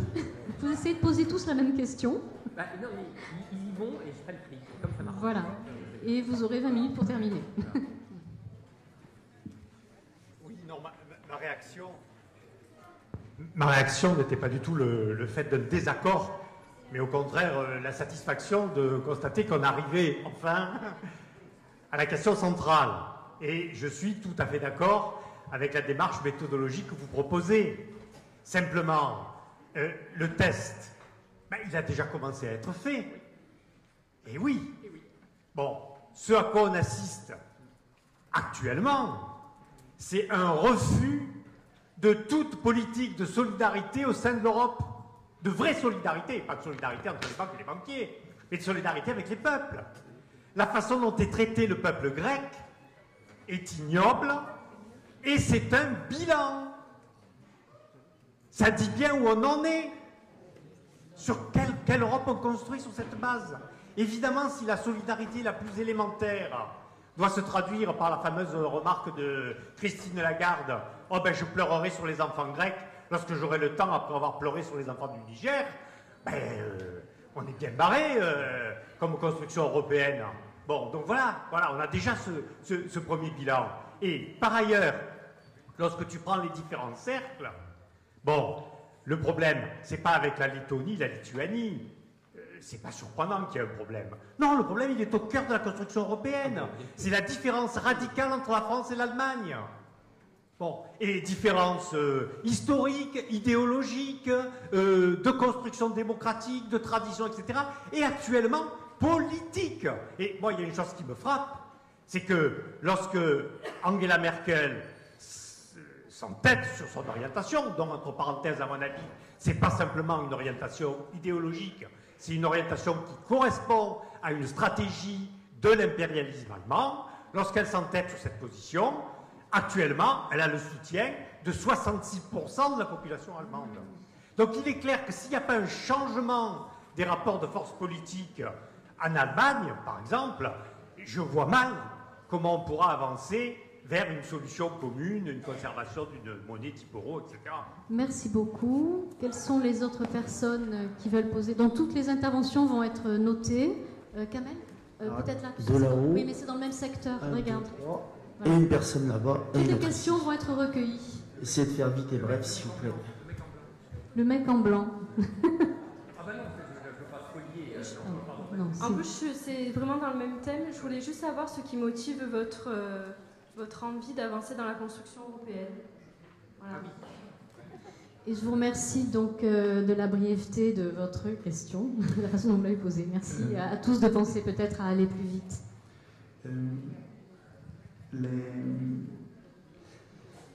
Ceux qui résistent aux injustices sociales sont d'habitude d'accord sur les diagnostics et sur les alternatives. Et manifestement, nous ne changeons rien, c'est-à-dire que nos résistances n'ont pas d'effet. Nous sommes politiquement impuissants, partout dans le monde, dans tous les pays, à toutes les époques. Est-ce qu'on ne pourrait pas intégrer dans nos logiques la façon dont nous désignons les acteurs politiques? Puisque par le choix de nos acteurs, par l'élection du suffrage universel, nous désignons toujours des serviteurs des riches, dans tous les pays, à toutes les époques, à quelques exceptions géniales près, mais rares. Est-ce qu'on ne pourrait pas remettre en cause la façon dont nous désignons nos représentants? Tu me vois venir, vous me voyez venir. Comment devrions-nous, d'après toi, s'il te plaît, comment devrions-nous composer l'Assemblée constituante? Voilà. Tu parles souvent des institutions. Je pense que c'est absolument salutaire, c'est une des lignes de force de ta pensée, c'est de dire qu'il ne faut pas compter sur la vertu des gens, ça n'arrivera pas. Ça ne sert à rien de se débarrasser des affreux, il y en aura d'autres qui viendront à la place. Il nous faut de nouvelles institutions. Mais, dans la même logique, pour avoir de bonnes institutions, comment pouvons-nous désigner la prochaine Assemblée constituante pour éviter de nous faire enfumer cette fois? Merci. Alors, ici, si vous pouviez Vous avez déjà être parlé. plus... Oui, il y a du monde qui veut parler. Vous avez déjà parlé 2 fois, madame. On va donner la parole à d'autres. Non, on va donner la parole à d'autres. Vous avez posé 2 questions, Voilà. il y en a qui n'ont pas parlé. Donc, je vous rappelle de vous lever pour plus de clarté et une meilleure entente de tout ce que vous dites. Je vais essayer d'être rapide. Je crois que, à mes yeux, la question de la souveraineté, je dirais que la crise d'aujourd'hui a le mérite de mettre au centre des questions celle de la souveraineté. Je crois qu'un débat doit être approfondi sur cette question. Vous avez apporté de nombreuses contributions à cet égard. Je crois même que dans l'hypothèse de retour au cadre national, on on doit considérer les questions de la souveraineté comme n'étant pas exclusivement dans tous les cas une souveraineté nationale. Vous avez, dans ce que j'ai pu lire de ce que vous avez écrit, vous évoquez la question du périmètre de la souveraineté, dont vous dites, hein, si j'ai bien compris vos propos, à un moment donné, qu'après tout, c'est ça l'État, même si ça doit déborder le cadre national. Je crois qu'il y a des questions, par exemple des questions environnementales, qui se posent dans un cadre plus large que le niveau national. Pour ne pas rallonger, juste une autre question très ponctuelle. On entend beaucoup dire que la sortie de l'euro coûterait très cher, comme si ça ne coûtait pas cher aujourd'hui. Je ne sais pas, je n'ai aucun moyen d'appréciation sur la question. Merci, monsieur. On va monter là-haut? Oui, allez-y. Là-bas, tout au fond. Et puis ensuite, après, au milieu. Tout au fond, d'abord, quand même. Monsieur Violet. Raté. Ça viendra après. Bonjour, j'ai une question de Béotien. Si quelqu'un me dit le produit intérieur brut mondial a incroyablement augmenté sous la mondialisation et des millions de Chinois sont sortis de la misère comme d'autres millions de personnes, qu'est-ce que je peux bien lui répondre parce que je n'y connais rien et je ne sais pas répondre clairement à cette question. Merci. Merci. Il reste 15 minutes pour répondre, Linda. Oui. Juste à côté, on va juste recueillir les remarques rapidement. Avec la dernière, ça sera le monsieur là-haut parce que sinon on n'aura pas le temps de répondre du tout. Bonjour. Comme on le sait, l'organisation du système économique mondial aujourd'hui, il est, avec l'ampleur de la corruption, de l'organisation, ils sont tellement riches pour tout contrôler, vous disiez. J'aimerais avoir votre avis s'il ne faudrait pas passer par une révolution comme en Grèce, c'est le bordel, un mouvement social vraiment élevé, comme les révolutions arabes, tout ça. Et j'ai vu que le public était chaud au début de séance. Et je pense que si on explique clairement à tous les quartiers de Marseille qui sont les ennemis, dont les banques, ça va chauffer pour eux. J'espère que vous avez laissé vos armes au vestiaire en même temps que vous avez coupé votre portable. Bonjour, monsieur Lordon, et je suis content de vous poser enfin une question. Ne croyez-vous pas que dans tous ces débats, le maillon faible, c'est la question sociale? C'est-à-dire, qu'est-ce qu'on entend par faire société? Est-ce que la puissance des dominants, c'est pas l'impuissance des dominés? Est-ce qu'on n'est pas devenu un peuple de nuques?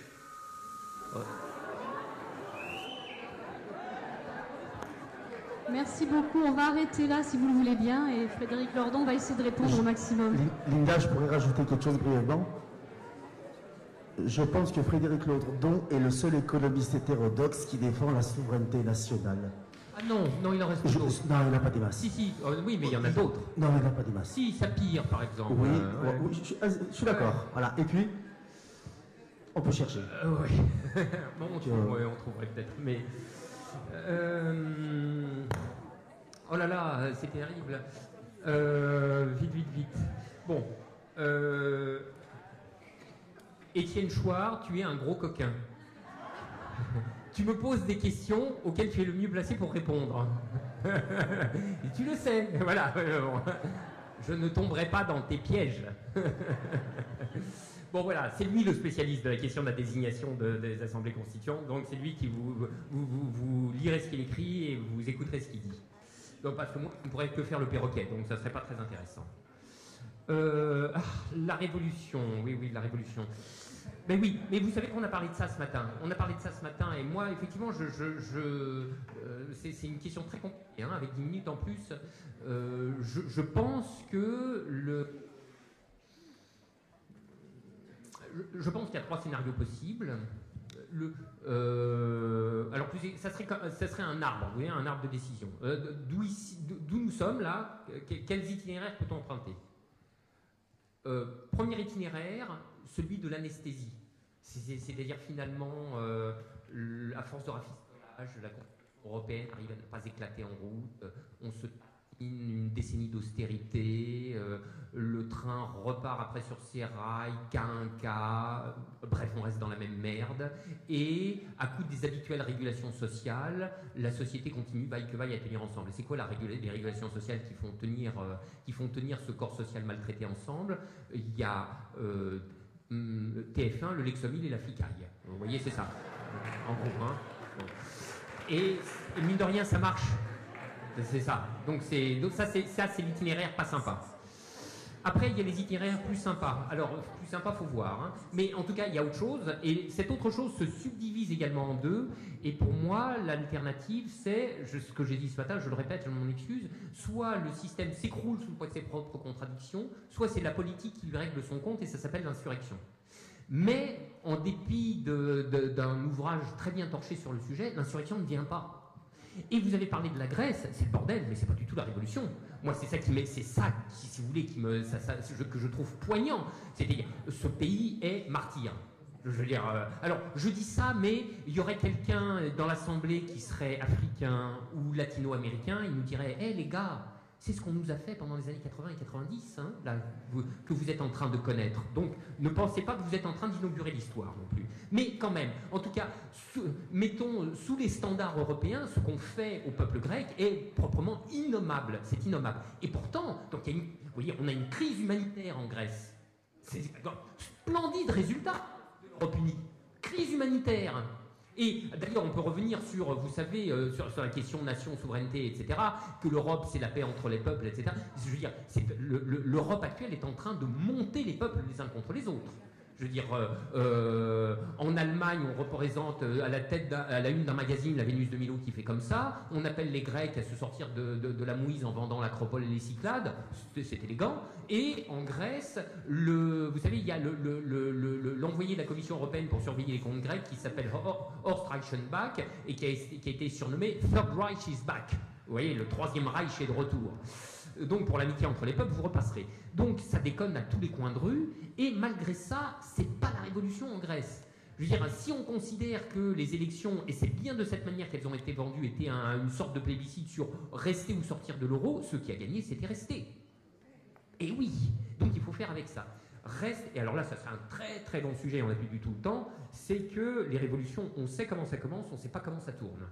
Alors Gilles Deleuze, qui est un grand pessimiste devant l'éternel, disait, à peu de choses près, en substance, c'est moi qui reformule, comme les histoires d'amour, les révolutions finissent mal en général. Bon, c'est-à-dire que, plus exactement, ce que vous voulez dire par là, c'est que les révolutions qui sont faites dans une visée d'émancipation et d'affranchissement des rapports de domination ne font jamais que transformer des rapports de domination pour faire passer d'une certaine configuration à une autre. Bon, mais voilà. Alors, sur les politiques le refus des politiques de solidarité. Il y a deux manières de comprendre la question de la solidarité ou de la problématiser. Il y a la manière morale et il y a la manière politique institutionnelle. Moi, la manière morale, elle me déplaît. Je ne dis pas que c'était la vôtre du tout, hein, d'ailleurs, mais je le dis parce qu'on voit beaucoup dans les commentaires, vous savez, ça c'est un signe d'indigence du commentaire, hein, c'est son intensité moraliste, son intensité en catégorie morale. Et les Grecs sont paresseux, les Allemands sont égoïstes, etc. Donc on est en pleine moraline, ça c'est dramatique. Alors, quitte à vous choquer, et je vais me reprendre dans un deuxième temps, que les Allemands ou les Finlandais, puisqu'ils l'ont annoncé récemment, ne veuillent plus financer le peuple grec, eh ben moi ça ne me choque pas. Ça ne me choque pas et c'est pas moi qui vais venir leur reprocher un défaut de solidarité. Car ce fait-là, pour moi, signifie tout simplement que la communauté européenne n'est pas une communauté politique. En France, par exemple, dans les communautés politiques, il y a en permanence des transferts interrégionaux. Et ces transferts interrégionaux ne sont pas problématisés comme tels. Ils ne sont pas problématisés comme tels et on ne pose pas la question de la solidarité sur le plan moral. On ne la pose que sur un plan institutionnel et politique, qui est la seule façon constructive d'envisager cette question. Et pourtant, en permanence, par exemple, la région parisienne est très riche, opère quelques transferts financiers vers des régions qui sont défavorisées, sans doute, mais elle en opère quelques-uns. Donc il y a plein de flux financiers interrégionaux à l'intérieur d'une communauté politique constituée, et ces transferts régionaux ne tombent pas sous des catégorisations morales, c'est pas la solidarité au sens moral, c'est simplement la solidarité comme manifestation de ce que nous sommes une communauté politique constituée. Et le fait que les Allemands ou les Finlandais ne veuillent pas payer, ça veut simplement dire qu'il n'y a pas de communauté politique européenne. Donc, par construction et tautologiquement, on ne peut pas demander à une non-communauté politique européenne de déployer des mécanismes qui ne sont à la portée que d'une communauté politique. Voilà, c'est juste ça. Et en effet, d'une certaine manière, et là je vous rejoins, ça prouve le mouvement en marchant, ou ça prouve plus exactement, ça prouve ça prouve la claudication par le cassage de gueule. C'est-à-dire que ce qui se passe actuellement atteste de la dramatique carence politique de la construction politique, de la construction européenne actuelle, avec tous les problèmes que j'ai mentionnés précédemment pour éventuellement les dépasser. Alors, sur la question du PIB mondial, il y a Hervé Kempf qui m'a posé la question et je lui avais pas répondu. Alors, comme il a de la suite dans les idées, il m'a alpagué sur le trottoir. Et là, et je ne pouvais pas m'échapper, hein, donc il me l'a redemandé. Alors, je vous fais à peu près la même réponse qu'à lui. Que la mondialisation est... Et alors, je vais faire une proposition en ma défaveur, à la limite, hein, parce qu'il faudrait la corriger. Ça serait... Bon, je veux dire, que la mondialisation ait aidé à croître un certain nombre de pays et à rentrer dans le développement, etc., eh bien, c'est un fait avéré. Et alors, quelle conclusion tire-t-on de ça? Tire-t-on la conclusion qu'il faudrait continuer d'exposer le salariat français aux délocalisations, au vent de la finance, etc., sous prétexte qu'il faut faire croître le salariat chinois, etc. C'est le genre de problématisation qui exprime finalement, qui manifeste le rapport d'antagonisme objectif entre les différents salariés nationaux. Non pas que les peuples soient racistes et montés les uns contre les autres par nature, mais tout simplement que leur rapport d'antagonisme ou de solidarité politique, de coopération politique, leur rapport dépendent des agencements institutionnels à l'intérieur desquels on les plonge. Alors effectivement, la mondialisation met les salariats en rapport objectif d'antagonisme. Oui, il y a un rapport objectivement constitué d'antagonisme du salariat chinois et du salariat européen avec sécurité sociale. Mais ce qu'il faut changer, c'est pas demander aux salariés français ce magnifique élan de générosité et de générosité morale pour permettre à la Chine d'accéder à la voiture pour tout le monde, etc. Ce qu'il faut demander, c'est de refaire les structures pour que se nouent d'autres rapports entre les salariés des différents pays. Donc c'est là que bute systématiquement l'internationalisme abstrait, qui en appelle moralement à la solidarité entre les peuples. Mais si les structures mettent objectivement les peuples en rapport d'antagonisme, tous les appels à la solidarité resteront vains. Il faut refaire les structures pour que se créent objectivement non plus des rapports d'antagonisme, mais des rapports de solidarité. Enfin, donc, que le PIB mondial est augmenté pendant la période de mondialisation ne change rigoureusement rien à l'analyse que je fais, moi, de la mondialisation et des corrections radicales que j'ai envie de lui apporter. J'ajoute à ça, d'ailleurs, que le grand enjeu pour tous ces pays qui ont profité de la mondialisation est de basculer dans un nouveau régime de croissance qui soit non plus dépendant des exportations, mais qui soit un régime auto-centré, qui ne repose plus sur l'exploitation de leur salariat intérieur en vue de la compétitivité, mais sur la constitution du marché intérieur, leur rattrapage salarial de niveau de vie, etc., etc. De telle sorte que, au total, paradoxe, la démondialisation pourrait être utile à ces salariats étrangers et non pas s'effectuer à leur détriment. Dernier point, qu'est-ce qui me donne envie d'avancer dans la construction européenne? Alors là, je vais vous faire une réponse qui va vous paraître sublunaire. Je l'emprunte à Spinoza, qui disait que le corps humain est une structure si complexe qu'il faut lui apporter sans cesse des aliments très variés. Alors, par aliment, Spinoza entend des choses très différentes, hein, pas seulement la diète, mais il y a un scolie de l'éthique qui est magnifique qui dit qu'il faut que le corps humain soit exposé à des aliments nutritifs variés, mais aussi des couleurs agréables, des paysages jolis à regarder, des musiques aimables à entendre, etc. Et tout ça en même temps. Voilà. Bon, je crois donc que autant il y a une force au regroupement humain par affinité, autant il y a aussi une nécessité inhérente à la structure du corps humain de se nourrir de variété et de diversité. Et c'est ça qui, je veux dire, souvenez-vous que la nation française, au début, était un agglomérat extraordinairement divers. Hein. Je veux dire, il n'y a que le roman national pour imaginer que nos ancêtres les Gaulois et que l'essence de la francité était déposée dans la grotte à Lascaux. Vous voyez, c'est de la connerie en barre. Hein. Il faut reprendre, alors il faudrait relire des grands historiens, il faudrait relire Hobsbawm, Bénédicte Anderson, Bourdieu, par exemple, aussi, qui a un peu parlé de ces choses-là, pour voir que l'unification des communautés humaines sous l'espèce de cette forme qu'on appelle la nation, d'abord c'est un phénomène tardif, et c'est un phénomène qui a dû faire avec une diversité absolument considérable, culturelle, linguistique, et dont on continue d'avoir des traces. Je veux dire, regardez la différence des manières de vivre, par exemple, entre un Ch'timi et un Marseillais. Je veux dire, et pourtant, tout ça fait d'excellents Français, hein, comme dirait la chanson. Bon, donc voilà, cette idée de diversité me fait espérer en un dépassement des frontières nationales qui ne sont pas fixées pour l'éternité, mais sans me raconter des histoires sur combien exigeant est le processus de recréation de communautés politiques souveraines à une échelle qui dépasse les réalisations nationales actuelles. Je vous remercie beaucoup de ne pas applaudir tout de suite, trop tard.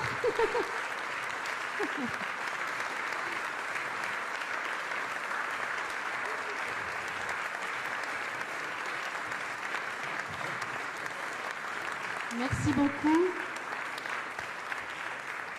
Donc, merci d'avoir fait le travail que j'étais censée faire. Je devais remercier chaleureusement, encore une fois, Frédéric Lordon d'avoir participé à ces rencontres d'économique. Donc merci de m'avoir aidé à le faire. Donc merci infiniment au nom de tous. On m'a demandé de compléter l'information sur la pièce au Théâtre des Amandiers. Donc elle a bien lieu à 21h. Et il faut prévoir des solutions de covoiturage dans la mesure où il n'y a plus de service de bus, je crois, passé une certaine heure.